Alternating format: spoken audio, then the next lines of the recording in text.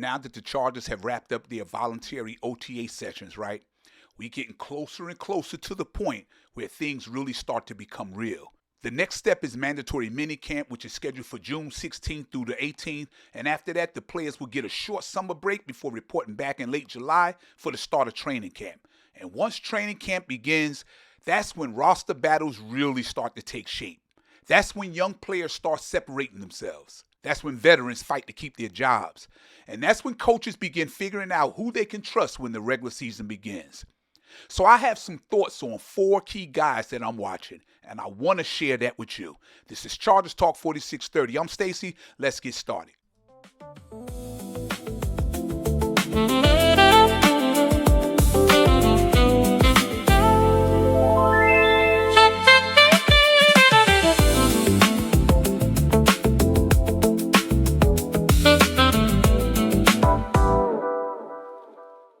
So after watching the OTA reports, listening to press conferences, right, studying the roster and looking at where this football team is right now, there's 4 players I keep coming back to. And I think all 4 can end up playing a bigger role in the Chargers season if things work out in their favor. Let's start with Jaret Patterson.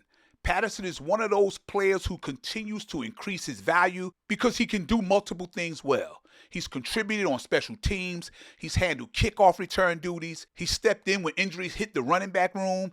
And every time he's gotten an opportunity, he looks like a player who belongs in the NFL.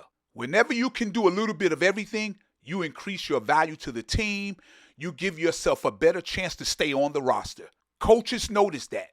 That's how players carve out roles for themselves and stay on rosters, right?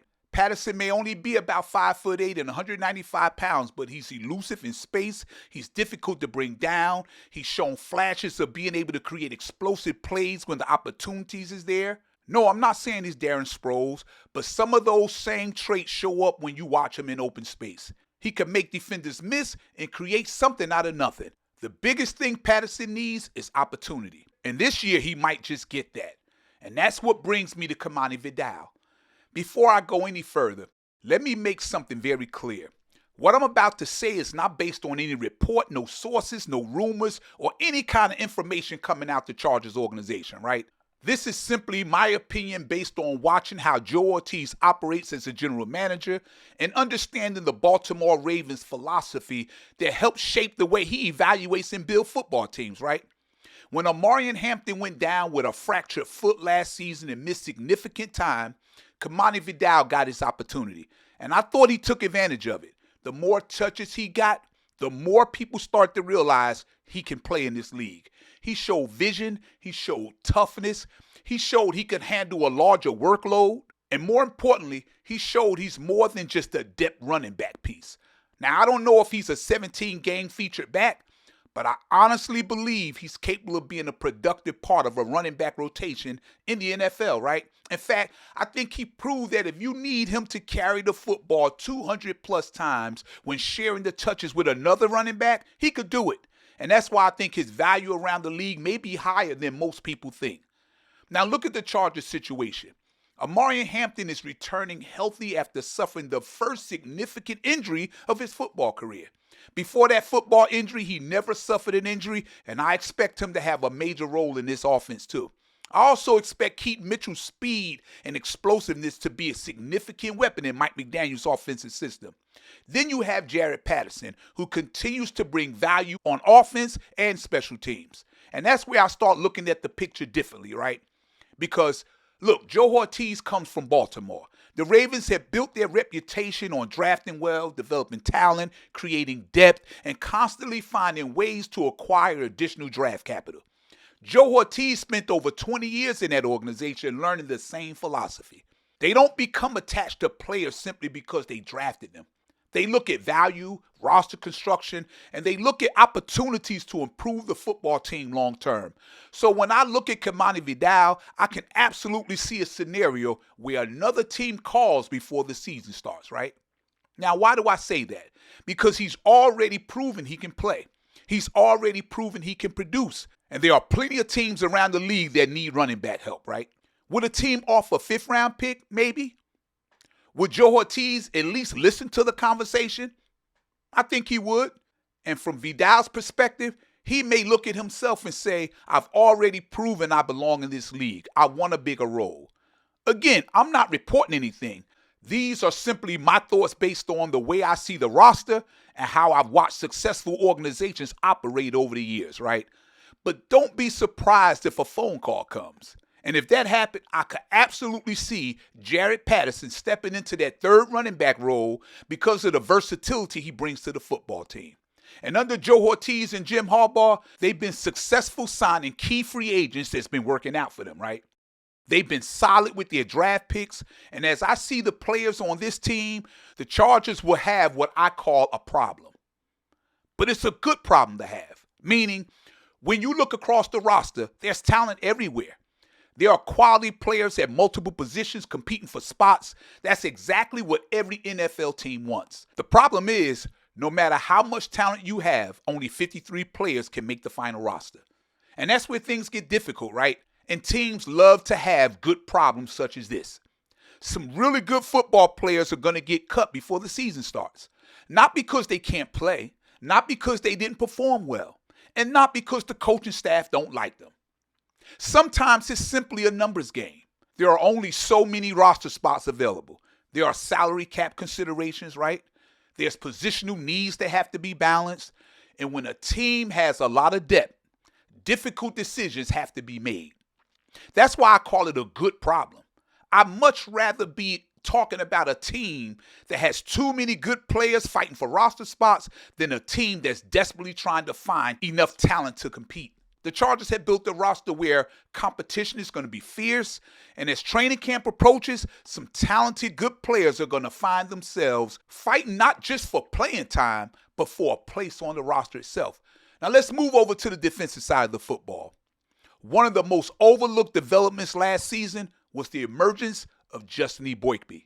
Eboigbe came into the league with talent, but like many young defensive linemen, his rookie season wasn't easy, right? He had injuries, he struggled to find consistent playing time, and he was learning behind established veterans. And there were moments where people started wondering how long would it take before everything clicked. Then the game started to slow down, and by his second season, Eboigbe became a much more productive player. He showed tremendous strength at the point of attack. He proved to be a better run defender than many people expected. He consistently pushed the pocket from the interior, and he quietly became an important piece of the Chargers' defensive line. And that's exactly why Kyle Kennard got my attention too, right? I think he could be the next player to make that kind of year two jump. Kyle Kennard was an absolute beast during his final college season, right? He led the SEC in sacks. He won the SEC Defensive Player of the Year award. He consistently lived in opposing teams' backfield. And if you watch college football, you know one of the reasons NFL scouts and general managers put so much stock into players coming out of the SEC is because it's probably the closest thing college football has to the NFL.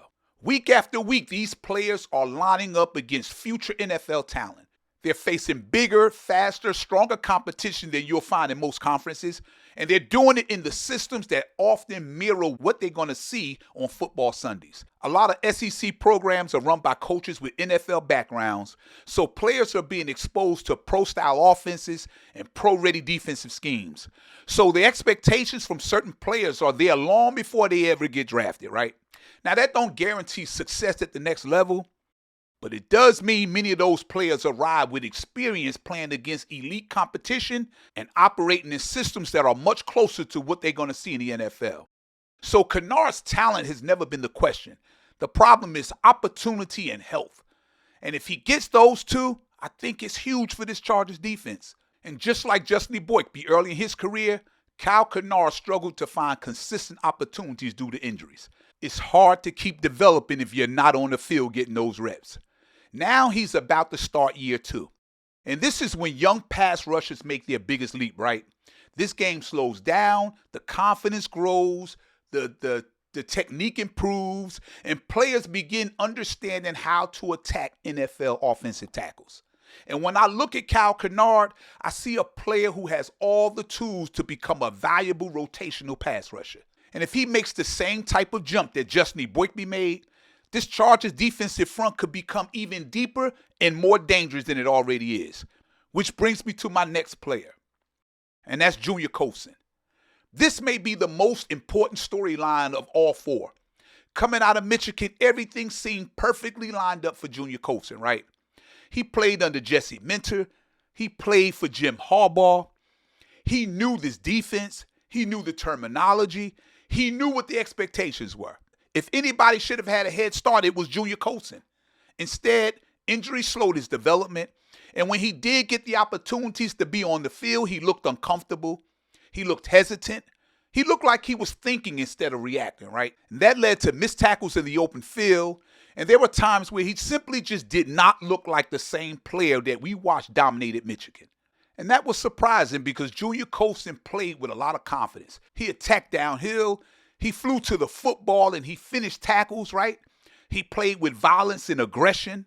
And we simply haven't seen that player consistently in the NFL yet. But I know it's still early.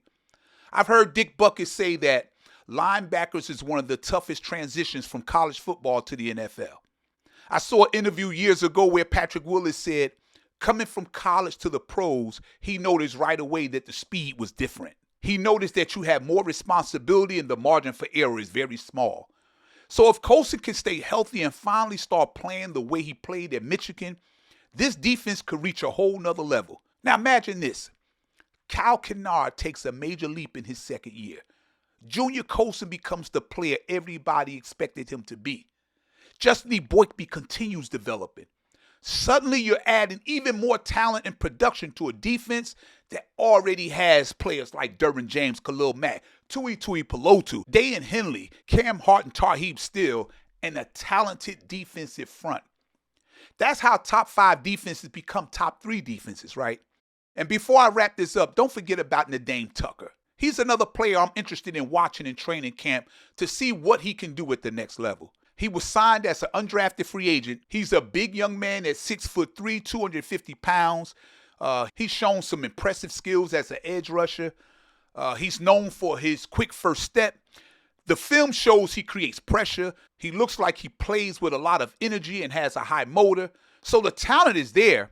But the question is, how quickly can he develop at the NFL because he's still learning, right? Now, most players entering the NFL have been playing football for their entire lives. But Tucker is still making up for years of experience that many other players already have. Here's the thing that's most intriguing about him. In his final season of college football, he transferred to Western Michigan University, and he put together a dominant year as an edge rusher. He looked explosive off the edge. He showed the ability to pressure quarterbacks. And those are the kind of traits that NFL teams look for when developing pass rushers, right? So he got the it factor. What makes this even more intriguing is this. He played under Chris O'Leary, who is now on the Chargers coaching staff. That familiarity could help accelerate Tucker's development because there is already a comfort level with what the coaches know he can do and how to best utilize his strengths. The talent is there. The physical tools are there. Now it's simply a matter of continuing to develop his technique, learning the finer points of the position, and adjusting to the speed of the NFL game. And if he can do that, Tucker could end up becoming one of those under-the-radar players who surprises a lot of people. So those are my thoughts coming out of the OTA period and heading into mandatory minicamp. Keep your eye on Jared Patterson, Kyle Kennard, Junior Colson, and don't forget about N'Dame Tucker. Because if a few of those young players take the next step, the Chargers could become an even better football team than many people expect heading into the next season. Thank you for spending time with me. Don't forget to like, share, and subscribe if you haven't. And also be sure to check out all of our exclusive Chargers content on slmexpressions.com. Until next time, I'm Stacy, and this is Chargers Talk 4630. Bolt up and have a great Friday and an even better weekend.